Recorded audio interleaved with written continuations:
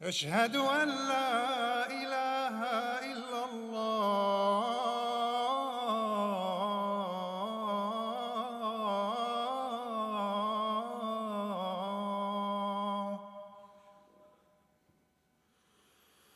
أشهد أن محمدًا رسول الله.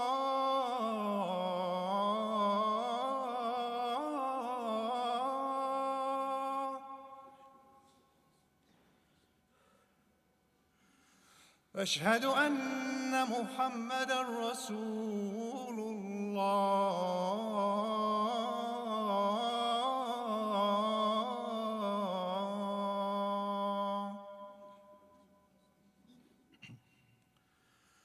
حي على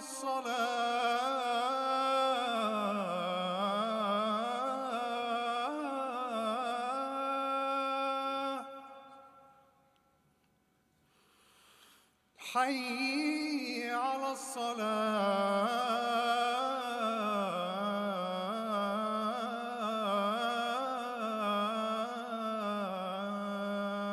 الصلاة. حي على الفلاح.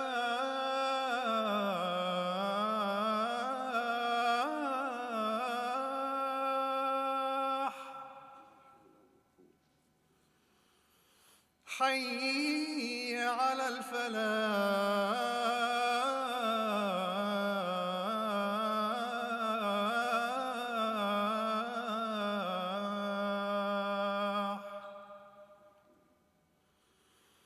الله أكبر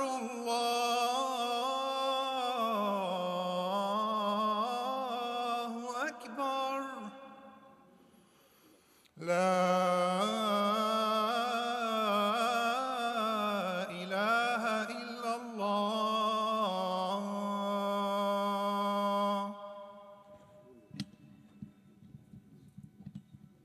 إن الحمد لله ونستعينه ونستغفره ونعوذ بالله من شرور أنفسنا ومن سيئات أعمالنا.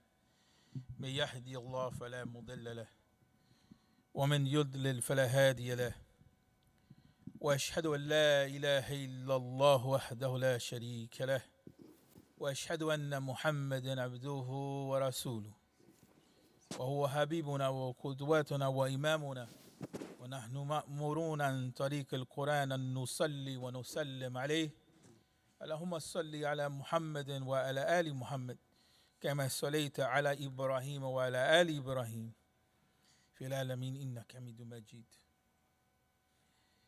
In this khutbah, we wanted to focus on a series of lessons that we get from the history of Iman. And what that means is that when we look back and we see the sacrifices that were made by the believers in times past and the generations past with regard to their commitment of the deen or to the deen, we get a number of different lessons from that. And we wanted to focus on two types of lessons. One, we wanted to look at the Quran, and we wanted to look specifically at what took place within the prophetic community. And here we're talking about the Prophet Muhammad alayhi salatu wasalam. And in the second khutbah, we wanted to talk a little bit about Musa alayhi salatu wasalam and Ashura. But these lessons, we wanted to focus on the reality of what it takes to build the Muslim community and what it takes for what we call غرس العقيدة. How is it that we instill our belief in the heart? And as the ulama say, في فرق بين غرس العقيدة ودرس العقيدة. والفرق بين. There's a difference between instilling Aqidah in our hearts and studying Aqidah academically and intellectually. That has its place. Dawr al-Academy, as they say. The intellectual training of the Muslim mind, that's important. But to have Aqidah penetrate our hearts is more important. Because when the heart is stable in the principles of Iman, then the rational process is going to follow. Some think it's the opposite. But when the Sahaba radiallahu anhum ajmain, many of them, when they encountered the Prophet Muhammad alayhi salatu wasalam, maybe there was some rational thinking that was there with regard to this man. But many of them, they attached their hearts to the Prophet Muhammad alayhi salatu wasalam, and it was their love of the Prophet alayhi salatu wasalam that allowed them to believe in the reality of the Quran. The truths of Islam at a basic level, at a logical level, they were clear. But the opposition that came from Quraysh, it came because of the opposition that was within their minds intellectually. And the struggle that we have with our children, and the struggle that we have with ourselves in our community, at times it's not the issue of saying, well, we believe in Allah, that Allah is one, and that nothing in the universe is equivalent to Allah, and nothing is worthy of worship except Allah. We know that, Dars. Maybe in the science class, we may need something a little more intensive and a little more in detail to refute some ideas that may cause us to doubt in the deen. But at the basic level, we know the basic teachings of Islam. But the struggle now is, where is our heart with regard to the teachings of Islam? When our children, when they pray or when we pray, what's the connection between us and Allah tabaraka wa ta'ala in the salah? وَأَقِيمَ الصَّلَاةَ لِذِكْرِي is what the Quran commands, to establish the salah for the remembrance of Allah tabaraka wa ta'ala. And there's a lot to be said in that regard.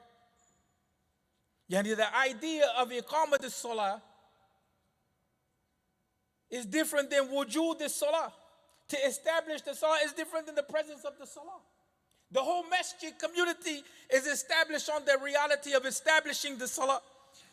We spend millions of dollars for that reality of establishing the salah. But are we cognizant, are we conscious of what that means?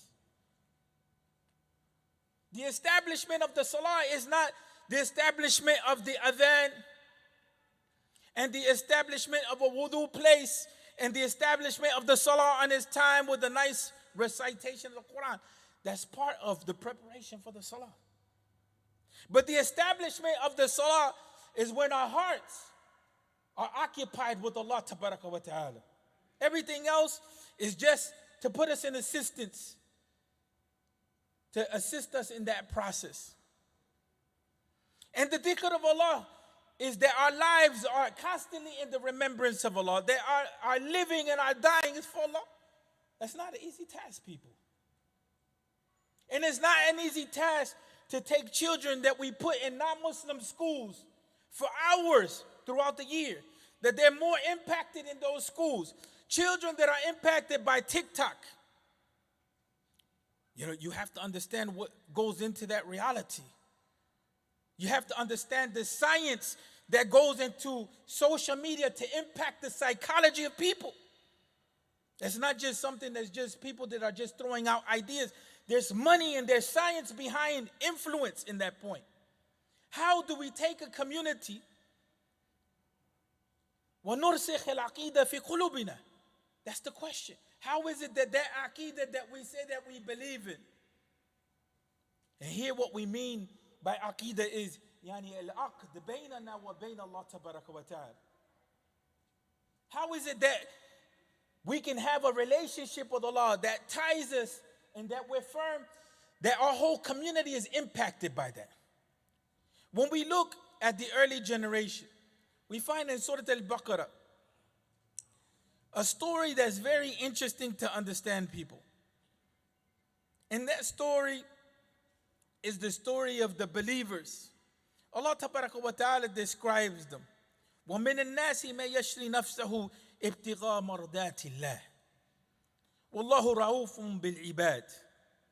And then Allah tabaraka wa ta'ala follows that up. يَا أَيُّهَا الَّذِينَ آمَنُوا أُدْخُلُوا فِي السِّلْمِ كَافَّةً وَلَا تَتَّبِعُوا خُطُوَاتِ الشَّيْطَانِ. And then Allah follows up, إِنَّهُ لَكُمْ عَدُوٌّ مُبِينٌ, so that you know the reality of the situation.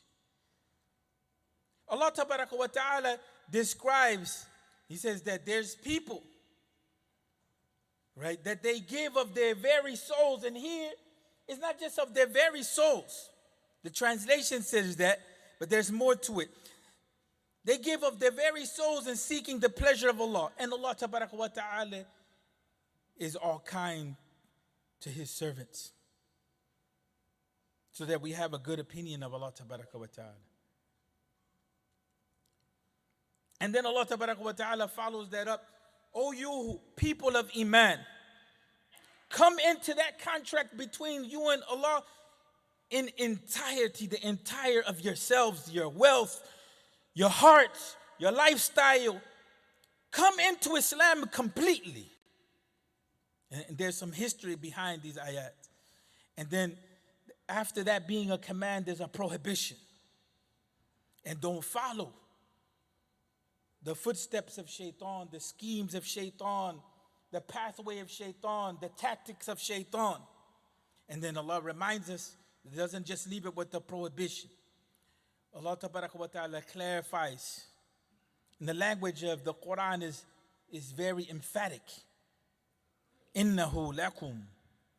Right? Indeed, shaitan, to you is a clear enemy. Right? Be clear on this point. There's no doubt on this point of the nature of life at this point. That in this short period of time that we're living on earth, there's a pathway to Allah tabaraka wa ta'ala. But that pathway, people, comes with struggle and sacrifice. We can't buy our way into the deen with status. When we look at this ayah in which the believers are described as those who they give of themselves, some of the ulama, they say that this relates to the time of hardship. When we read these ayat, let's read the translation again really brief. They're from those from among the people who will give their very souls in seeking the good pleasure of Allah. And Allah tabaraka wa ta'ala, the Quran says, Wallahu ra'ufum bil ibad, that Allah tabaraka wa ta'ala is all kind with the servants. When we read that, we say, oh, it's nice. MashaAllah. But when we understand that this ayat came in the context of the last stage of the believers of being in Mecca, the last stage of the believers being in Mecca before Hijrah was a time of crisis, time of famine, a time of persecution. It was a time of hardship. So the Quran is describing the situation of the believers in this context. When we're divorced from that reality, then we don't feel the reality of the Quran. Suhaib al-Rumi here in this example was not really from the Arab. He was like a foreigner. But he established himself. He was a person of wealth. And in order for him to leave, to go be with the Prophet, alayhi salatu wasalam, any of you who have gone on Umrah or Hajj, and then you went and you traveled from Hajj to Medina, you know that journey. That's not like just walking to the corner store or driving to Wawa or whatever it may be. That's a journey. It's not that you throw on the air condition in your nice vehicle and you put on the number one top Quran player that you want to listen to, or lecture, or you talk on the phone. That was a journey of hardship in the heat. And the travel, if you were fortunate, was with animals. It wasn't with a luxury vehicle with air conditioning and water. It was hardship. And when you were leaving, you didn't know what you encountered on the way, whether there would be food or whether there would be water supply, whatever it may be. Suhaib al-Rumi had to decide between whether he would leave to be with the Prophet and negotiating his ability to leave. He had to negotiate it Because Quraysh had reached a level of oppression that they thought they even had control over the souls of the people. He had to negotiate his ability to leave. And they didn't want him to leave with his wealth. So he chose to leave them the wealth of the dunya so that he can go be with Al-Habib alayhi salatu wasalam in Medina. And nobody that went to Medina with this idea that we're going to go on a vacation at the 5-star hotel and mashallah we're going to be in this like we do with Hajj and the visitation of Medina today. They went suffering people. They went because they were pushed out by their own family members. Remember this, that when we think about Quraysh, we have to think about it in the context of our own family that's opposed to a change.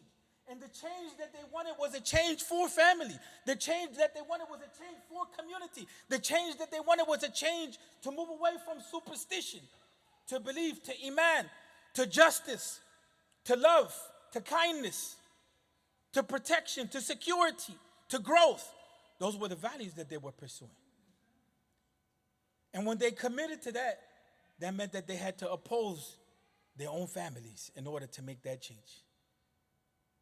There was a radical cultural transformation that had to take place. A radical cultural transformation that had to take place. And so then the Quran says, talking to the first believers, Ya ayyuhalladhina amanu udkhulu fi silmi kaffa. Some of the ulama, they say this was a discourse of the Quran speaking to those that converted to Islam. But they were still kind of between the religion of the people of the book and Islam, and they weren't. So the Quran now is telling them, giving them that direction. Make your way into Islam. That you have to decide at some point, what's your commitment? And this is the state that we're in now as a community of believers. The sacrifices, we're in a situation now, people, where all of us know the condition of the ummah. All of us know the situations that we're going through. Some of us are open about talking about it. Some of us, we don't want to talk about it in public with regard to our family situations and our children. And then we know the situation of the Muslim world. But we're in a situation now where we're in this land. 15 years ago, we debated about whether we should be here, whether it was halal to be here, haram to be here. Then we debated about how we can mix in the society. Then we got to the point now where we build masajid outside of urban centers. Urban centers in the U.S. now where there's homicide and there's poverty and there's open drugs and there's all of that type of stuff that takes place. But still, we lack an understanding of where we're going to go as a community. So we have to realize there's sacrifices, yes, that are being made. But the sacrifice that we, for whatever reason, we're still struggling with is, are we willing to confront our own culture and our own struggles and change what we need to change? And I'm going to put it to you on the front line. Not only so that we can save ourselves, but so that the deen can pass to the next generation. The crisis point now for us is not whether we can build masajid, but what's the role of the masjid? What's the responsibility of the masjid? What's our responsibility to the masjid? That's where we're at right now. Are we willing to overcome our cultural obstacles with each other and actually build a jama'ah of iman, a community of iman? Or is it that every ethnic group is fighting over who's going to control on this front and that front? That's one front. The other issue is, what is the relevancy of the masjid to our children? What is the relevancy of the masjid and the teachings of Islam to our families? And then the breaking point, can we maintain the family? That hijrah that they made was not a hijrah, was like the hijrahs that we're making. We're looking for opportunity. We're looking for survival. We're looking for political asylum. We're looking for education. We're looking for medical help. Making hijrah from lands that are Muslim. Before the hijrah was made, We mentioned this point, there was the pledge of Aqaba. And the pledge of Aqaba, we should focus on it to understand the reality of how it is that this Nabi that we love, alayhi salatu wasalam, we follow, how it was that he guided this community. The uncle of the Prophet Abbas, he made sure that the people of Medina, the Ansar, they knew what the position of the Prophet Muhammad alayhi salatu wasalam was among them in a time period in which there was persecution, in a time period in which the Prophet needed protection alayhi salatu wasalam. And he vocalized, among us, the Prophet has status and we're willing to protect the Prophet with our lives. He wanted to hear that from the Ansar. He wanted to hear that if the Prophet ﷺ would migrate to Medina, that the Prophet would have his position and would be protected. The pledges came out. The commitment came out. And when that commitment and that pledge in reality to Islam, يعني هذا البيع كان للدين. When they made that pledge to the Prophet Muhammad ﷺ, then they were ready to go. But you see the sacrifice that was made. We gave the example, and the Quran describes these people as those that would make the transaction of their very selves for Allah Tabaraka wa Ta'ala. They were leaving wealth, they were leaving family, they were leaving everything that they built to reconstruct a new community, to be in a space where they had the freedom to practice Islam. And so when they go, when that hijrah comes, one of the first things that comes is not the building of the masjid, people. The Prophet ﷺ, he knew that half of the community, they were homeless, without work, without security. So he looked at their needs. And that's where the brotherhood of Islam came from. The brotherhood of pact. Yani nidam al-mu'akha. Then they went to build the community. We're building communities, but we don't have a pact between each other on the issue of building. We can't build communities without having a pact of wanting to build together, or else we will collapse the very institutions that we're building. The other issue is that you see the command of Allah wa Ta'ala is telling the believers, come into Islam. Forget about your culture. Forget about what you think. Come into Islam. And now, when we talk about what this means in today's time, the reality of coming into Islam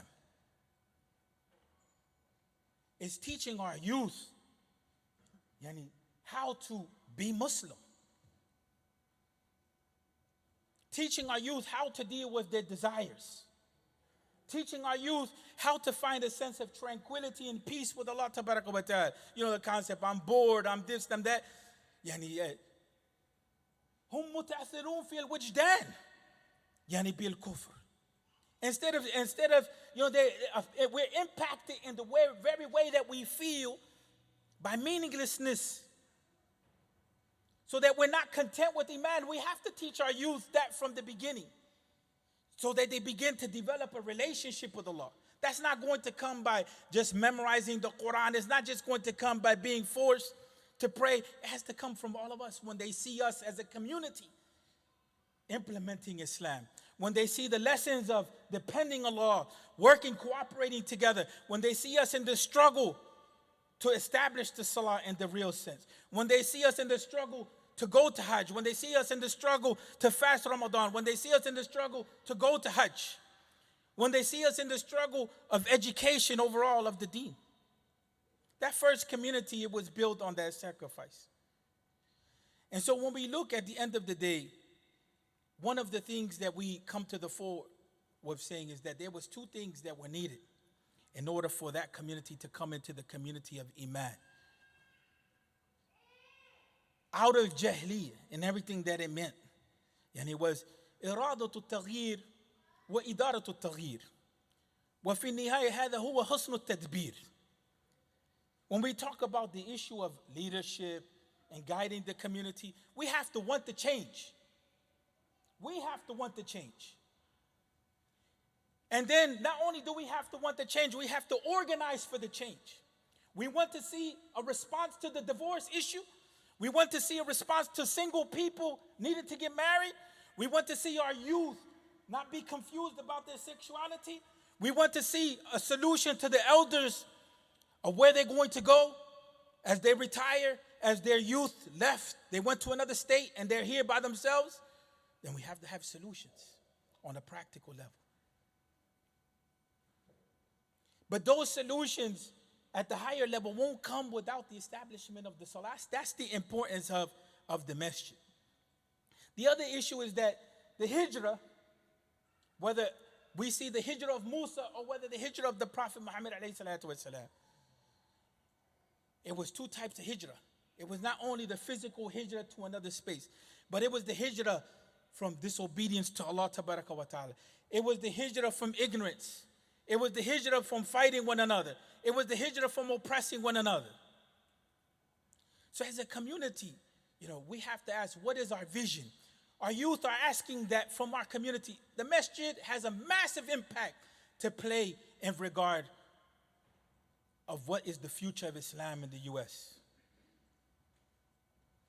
And when we're not clear that we are in that process of building, and we think it's just an issue of gathering, then we're the ones that are undermining the deen. When we're not making the sacrifice to build the best community so that our children grow up in these communities, so that little Ahmed, he grows up and we know who little Ahmed is, and we know who Maryam is, and we see them grow up and then we match them together and they build a family. This family marries into this family. That's the type of thinking that we have to have. That's what the Prophet Muhammad alayhi salatu wasalam did. When Surah Al-Baqarah was being revealed, after all that destruction that took place into the family, some people left their wives and their husbands because of disbelief, or they left their family. All of that was being reconstructed in the Medina phase. And the immigrant Muslim has to think in that reality. How are we going to reconstruct after we came to a new land and we're rebuilding and we haven't been back home in 15 years or 30 years or 40 years, or we may not have any plans of going back home? How can we reconstruct in a foundation that will allow our family to survive the test of Iman? أقول قولي هذا واستغفر لي ولكم والحمد لله رب العالمين. اللهم صل على محمد وعلى آل محمد كما صليت على إبراهيم وعلى آل إبراهيم في العالمين إنك حميد مجيد. We know the story of Musa, Bani Israel. Musa alayhi salatu wasalam struggled deeply with Bani Israel, and we know the story of Pharaoh. The victory that the believers had over Pharaoh is not unsimilar to what the Prophet ﷺ was going through with Quraysh. One of the things that often is not mentioned, people, is that Bani Israel, we know that they were extremely rebellious against their prophet, Musa ﷺ. But one of the things that we don't think about much is that Bani Israel, they were exiled for a long period of time. And that exile was because they were not ready. They were not ready to enter the land that was promised. They needed that transformation process. The Sahaba themselves, by the time that they get to Medina to build community, they had 13 years of struggling with themselves and sacrificing and suffering for Islam. They took lessons in order to be able to build community. We haven't gone through that, with the exceptions maybe of some of the refugees that have come in this last year. We see them come from war-torn countries. But we have a whole generation that came to this land and they migrated here and they immediately came into the upper echelons of society because of education and so on and so forth. But the sacrifice that's necessary to understand what it means to build community, we don't have that.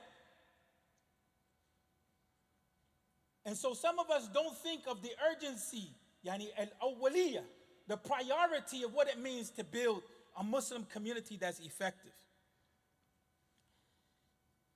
The lesson of Musa alayhi salatu wasalam overcoming Pharaoh is the same lesson that all of us want. We want to live in a just society.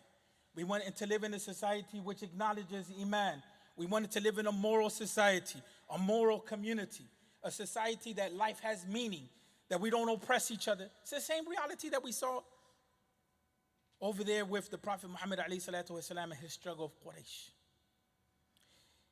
And unfortunately, the same issue comes up with Al-Hussein, the grandson of the Prophet Muhammad radiallahu anhu.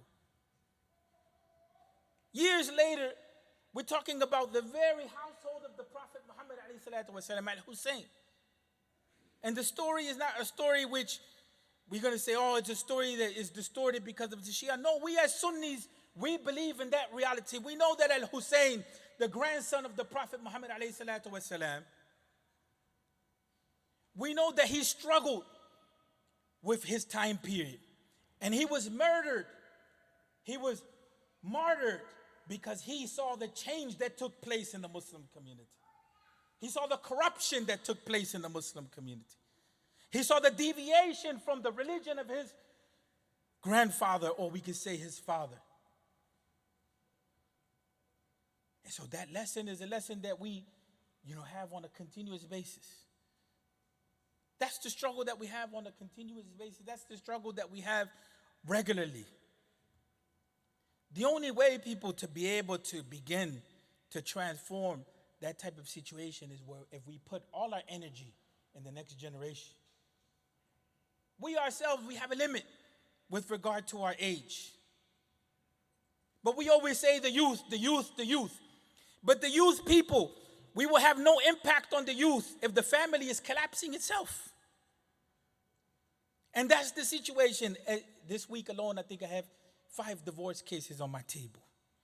2 cases of parent and child issues, problems. 2 situations which the children are thrown out of the home.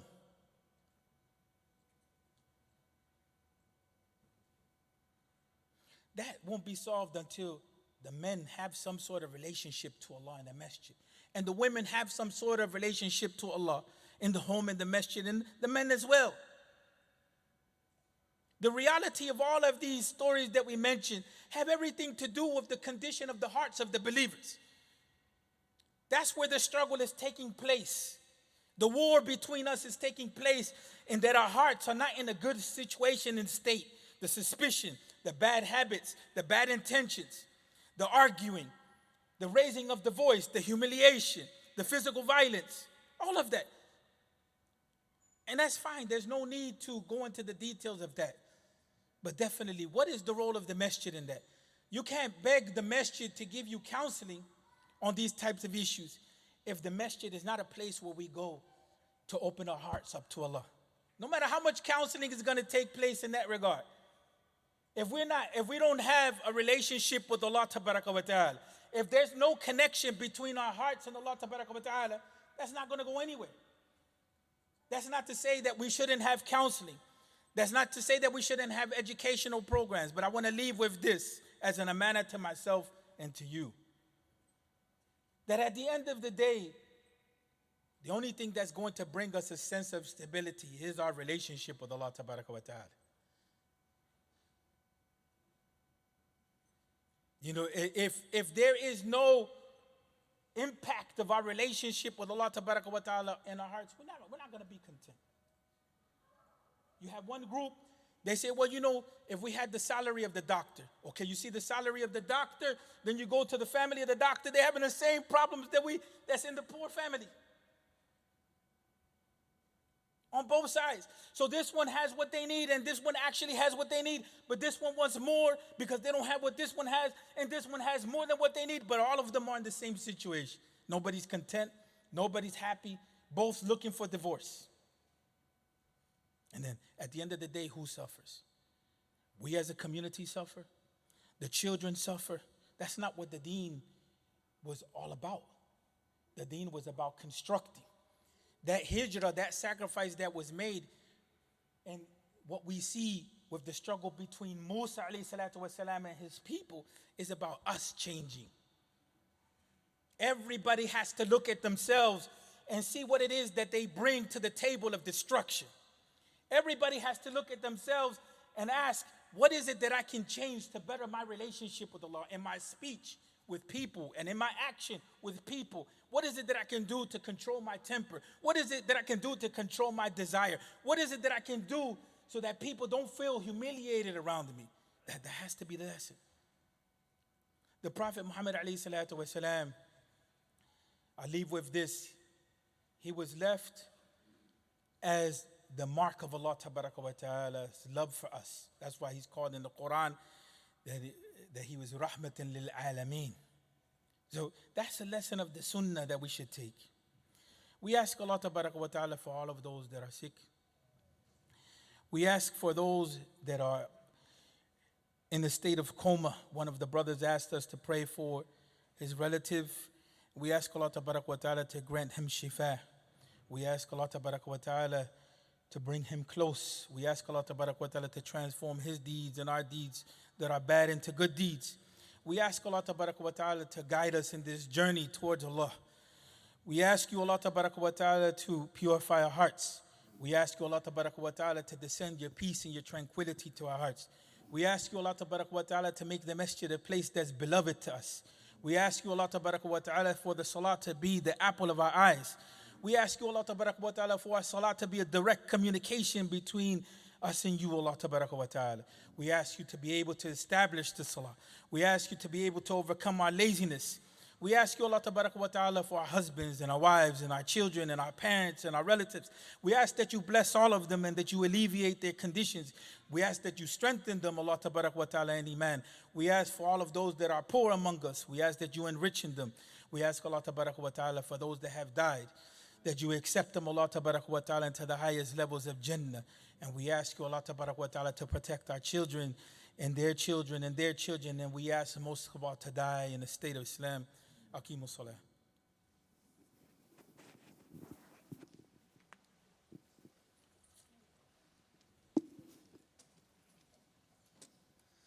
الله أكبر الله أكبر أشهد أن لا إله إلا الله أشهد أن محمد رسول Please move الله up. Please حي move up. على الصلاة حي على الفلاح قد قامت الصلاة قد قامت الصلاة الله أكبر لا إله إلا الله. Please move up, brothers. There's still brothers coming in trying to make space.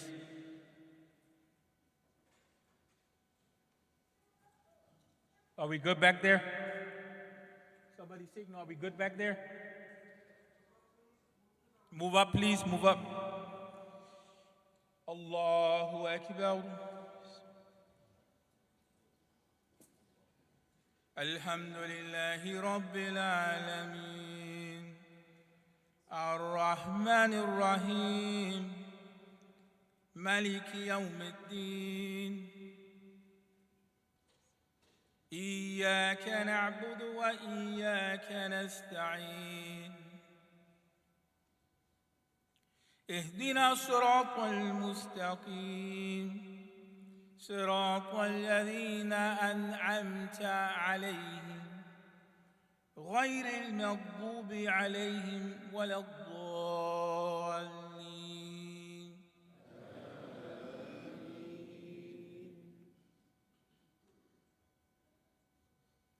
والعصر إن الإنسان لفي خسر إلا الذين آمنوا وعملوا الصالحات وتواصوا بالحق وتواصوا بالصبر. الله أكبر.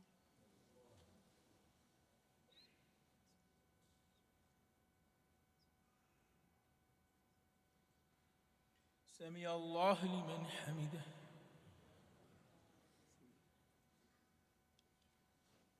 الله أكبر.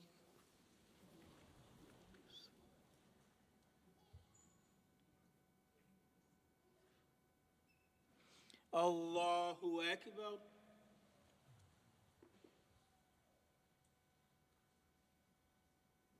الله أكبر.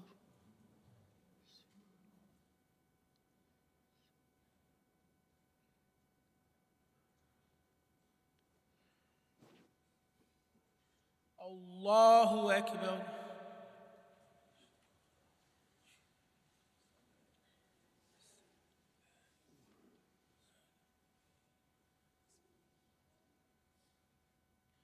الحمد لله رب العالمين الرحمن الرحيم ملك يوم الدين إياك نعبد وإياك نستعين اهدنا الصراط المستقيم صراط الذين أنعمت عليهم غير المغضوب عليهم ولا الضالين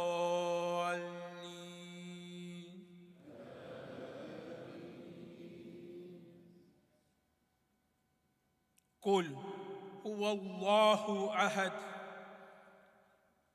الله الصمد لم يلد ولم يولد ولم يكن له كفوا أحد الله أكبر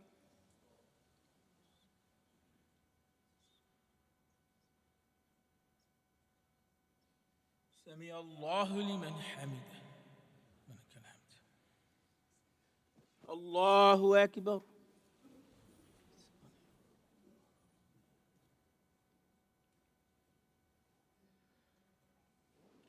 الله أكبر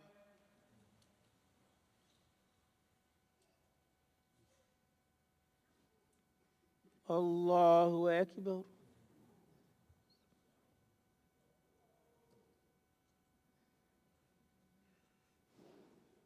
الله أكبر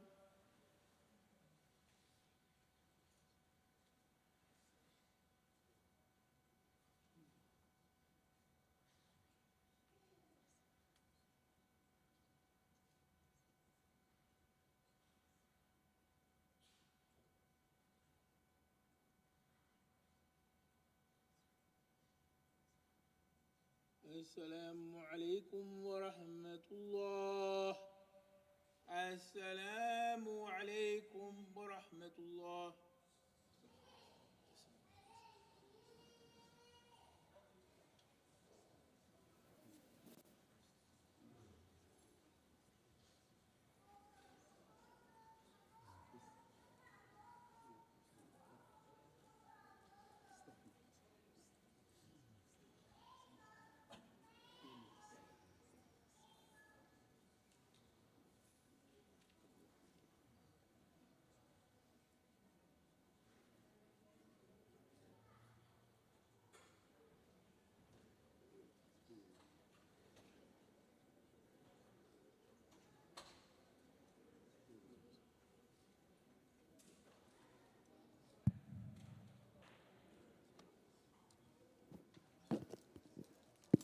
Bismillah.